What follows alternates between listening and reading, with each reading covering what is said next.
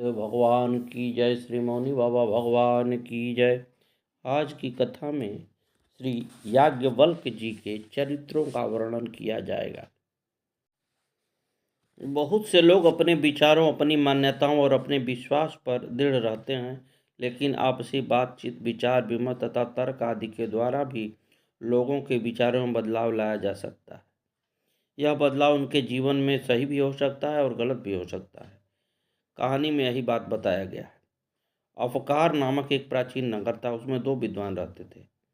दोनों के विचारों में जमीन आसमान का अंतर था। वे एक दूसरे की विद्या और बुद्धि की मजाक उड़ाते थे, क्योंकि उनमें से एक नास्तिक था जो ईश्वर को नहीं मानता था। एक दिन दोनों बाजार में मिले। दोनों के अनुयायी भी उनके साथ थे। वे ईश्वर के बारे में बहस करने लगे और घंटों बहस चली। बाद में बहस छोड़कर दोनों अपने अपने राह को चले गए। उसी शाम को नास्तिक व्यक्ति मंदिर में गया और वहां सिर झुकाकर अपने अब तक के किए हुए पापों के लिए क्षमा मांगने लगा। ठीक उसी समय दूसरे विद्वान ने, जो ईश्वर की विश्वास रखता था, अपने सारे धर्म ग्रंथ जला डाले, क्योंकि अब उसका ईश्वर में विश्वास ही नहीं रह गया। आपसी विचार विमर्श और मंत्रणा का ही यह असर था कि एक दूसरे की बातों का दोनों पर ऐसा प्रभाव हुआ कि दोनों ने अपने अपने विचार त्याग दिए।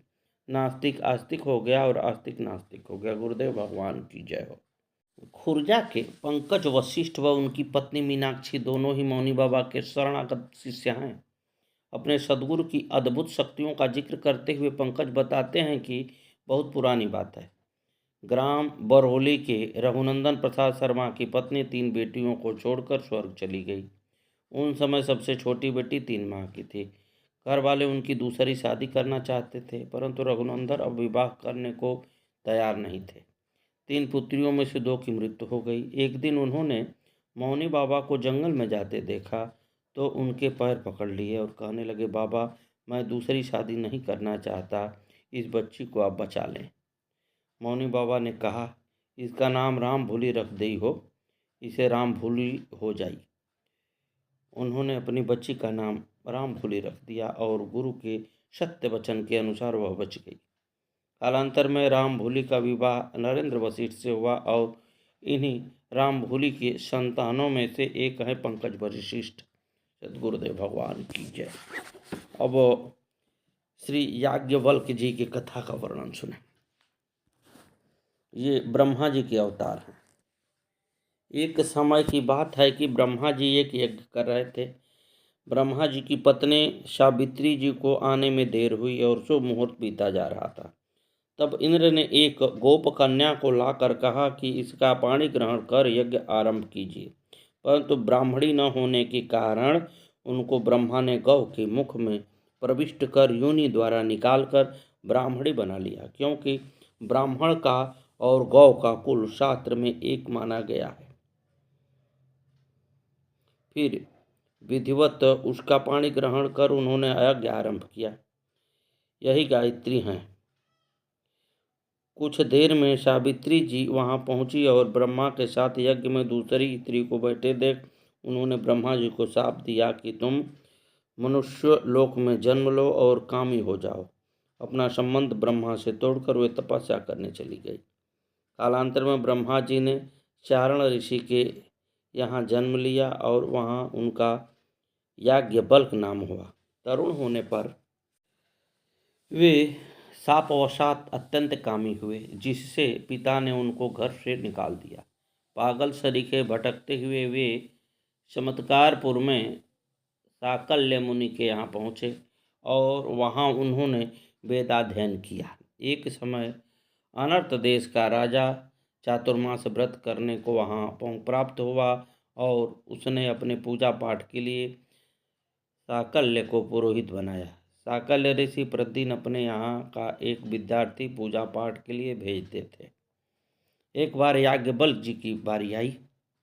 यह पूजा आदि करके जब मंत्राक्षत लेकर आशीर्वाद देने गए तब वह राजा विषय में आसक्त था, अतः उसने कहा कि ये लकड़ी जो पास ही खड़ी है इस पर अक्षत डाल दो। याज्ञवल्क्य जी अपमान समझकर क्रोध में आशीर्वाद के मंत्राक्षत छत काष्ठ पर छोड़कर चले गए।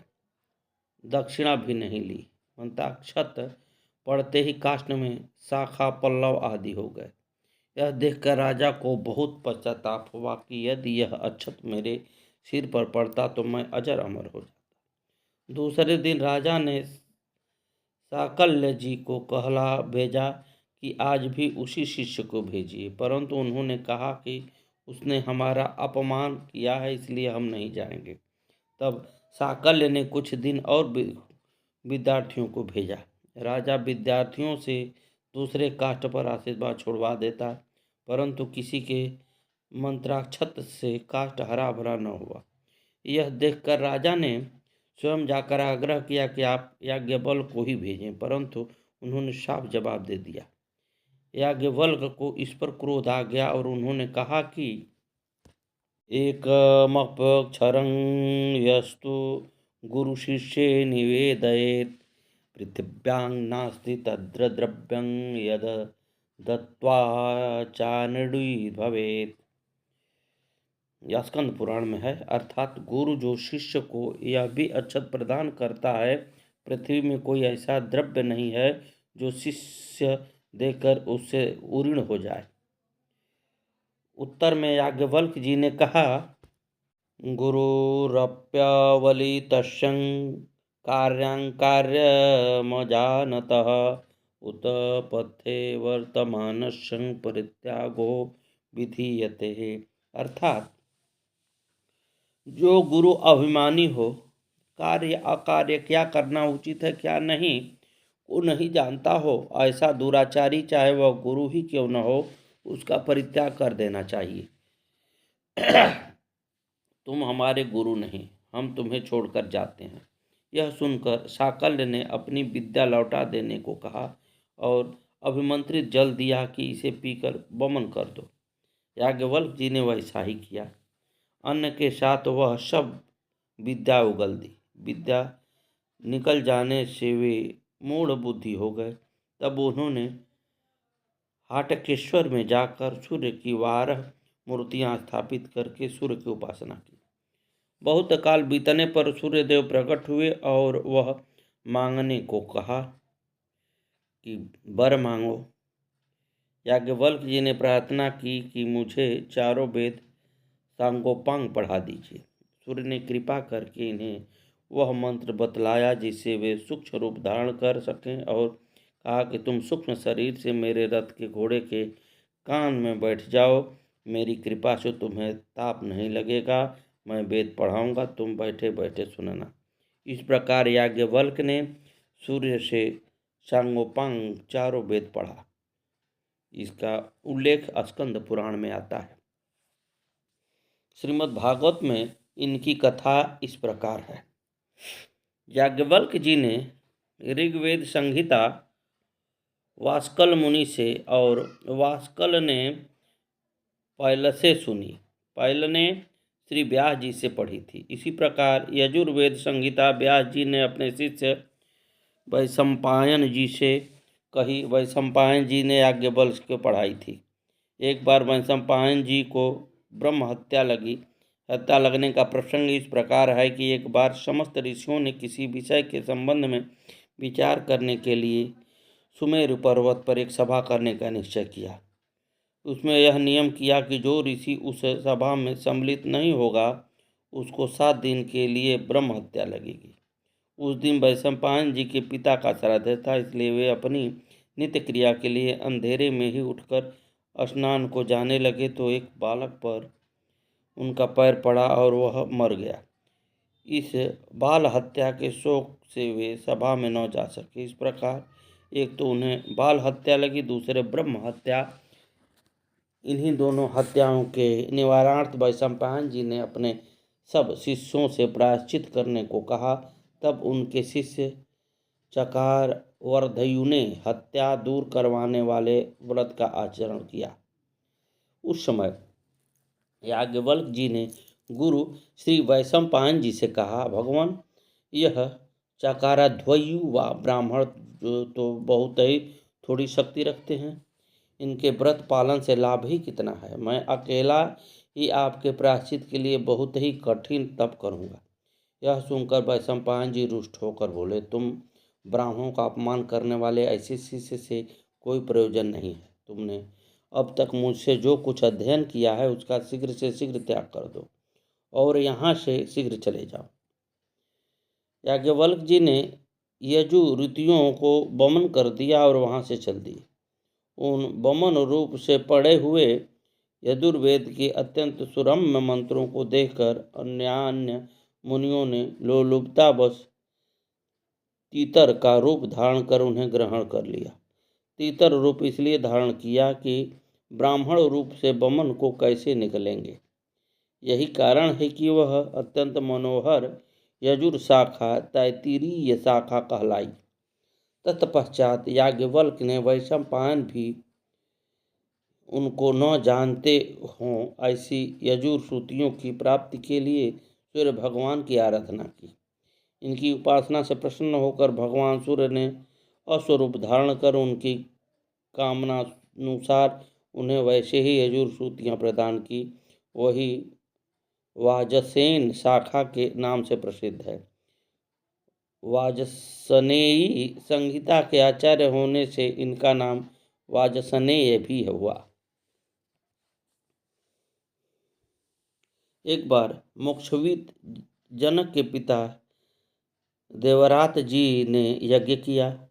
ऊर्ध्वयु कर्म में जो प्रायश्चित आदि रहता है उसे वैशंपायन जी करा रहे थे। उसके करने में कुछ त्रुटियां हो जाने से यज्ञ में कुछ न्यूनता मालूम पड़ी। उस समय याज्ञवल्क्य जी ने वैशंपायन जी को टोका। तब जनक तथा वैशंपायन दोनों ने इनसे प्रार्थना की कि उनकी पूर्ति करा दें। याज्ञवल्क्य जी ने अपने वेदों से उन त्रुटियों की पूर्ति कराई। यज्ञ समाप्त होने पर देवरात जी ने जब वैशंपायन को दक्षिणा दी तब याज्ञवल्क्य जी ने उसका विरोध किया और कहा कि यह सब दक्षिणा हमको मिलनी चाहिए, न कि वैशंपायन को, क्योंकि यज्ञ की पूर्ति तो हमने अपने वेद से कराई है। अंत में महर्षि देवल ने यह दक्षिणा दोनों में आधी आधी बंटवा दी। याज्ञवल्क्य जी ने उनसे कहने से स्वीकार कर लिया। एक बार देवरात जी के पुत्र मोक्षविद राजा जनक ने ब्रह्मनिष्ठ ऋषियों का समाजगत किया और एक सहस्त्र सवत्सा गौओं को समलंकृत कर यह प्रतिज्ञा की कि जो ऋषि ब्रह्मनिष्ठ हो वह हमारे प्रश्नों का उत्तर दे और इन गौओं को ले जाए। सब ऋषि सोचने लगे कि ब्रह्मनिष्ठ तो हम सभी हैं, तब दूसरे का अपमान करके हम में से कोई एक इन गायों को कैसे ले जाए। इतने में याज्ञवल्क्य जी आए और उन्होंने यह कहते हुए कि मैं ब्रह्मनिष्ठ हूँ, अपने शिष्यों को आज्ञा दी कि इन गौओं को आश्रम में ले जाओ, मैं इनके प्रश्नों का उत्तर दूंगा। इस पर अन्य सब ब्रह्मनिष्ठ ऋषि बिगड़ गए। तब उन्होंने सबको परास्त किया। राजा जनक याज्ञवल्क्य जी के शिष्य हो गए। श्री तुलसीदास जी ने भी इन्हें परम विवेकी कहा है। यथा जागवलिक मुनि परम विवेकी। सूर्य भगवान से समस्त वेद ज्ञान प्राप्त करने होने के बाद लोग आपसे बड़े उत्कट प्रश्न किया करते थे। आपने सूर्य भगवान से शिकायत की, तब उन्होंने वर दिया कि जो कोई तुमसे अति प्रश्न करेगा तथा तुमसे वाद विवाद करके तुम्हारा निश्चित किए यथार्थ सिद्धांत पर भी वितंडवाद करेगा, उसका सिर फट जाएगा। वर्णन आया है कि साकल्य ऋषि ने याज्ञवल्क्य जी का उपहास किया तो उनका सिर फट गया। तभी से सब लोग इनसे प्रश्न करने में डरते थे। इन्होंने श्री काकभूषुंडी जी से श्री रामचरित्र श्रवण किया है और महर्षि भरद्वाज को सुनाया है। ते सन जागवलिक पुनियावा, तिन पुनि भरद्वाज प्रति गावा। इस प्रकार पृथ्वी पर श्री राम कथा के प्रचार में इनका अत्यंत महत्वपूर्ण योगदान रहा है। आगे की कथा कल।